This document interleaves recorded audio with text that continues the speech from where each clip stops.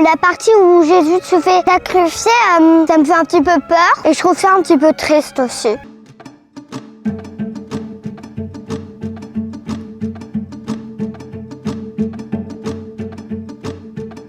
Merci les enfants d'être aussi nombreux pour cette première projection. Vous êtes les premiers en France à voir ce film.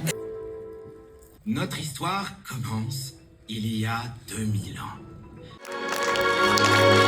Ah oui, c'était très bien. J'ai bien aimé aussi le contexte. Au début, où c'était un peu rigolo. Et à la fin aussi, on sort ses petits frères et petites sœurs pour leur raconter l'histoire en pleine nuit. J'ai trouvé ça drôle, j'ai bien aimé. Je savais pas qu'il avait guéri une dame avant qui avait fait des choses mal, qui avait péché. J'ai appris que Jésus, il y avait de quelqu'un qu'il connaissait qui aimait bien, et il l'avait trahi. C'est un film qui retrace la vie de Jésus mais sous forme de dessin animé et franchement de le voir de cette manière-là c'est bien parce que ça change mais l'histoire reste la même et c'est encore même plus accessible, plus compréhensible je pense pour certains. Le dessin animé il est très bien réalisé, les séquences, les scènes elles sont bien filmées, c'est très compréhensible et franchement c'est top. Moi je suis venu avec mon petit neveu, c'est pour ça que je suis là et franchement il a apprécié, je suis content. Là on est au Pâté Convention où vient d'avoir lieu l'avant-première du film Le Roi des Rois, qui est un dessin animé qui raconte la vie de Jésus. Alors le film il a été produit par des chrétiens sud-coréens. Ils voulaient donc raconter sur grand écran la vie de Jésus et ils ont trouvé un moyen de le faire que j'ai trouvé vraiment très pertinent et très intelligent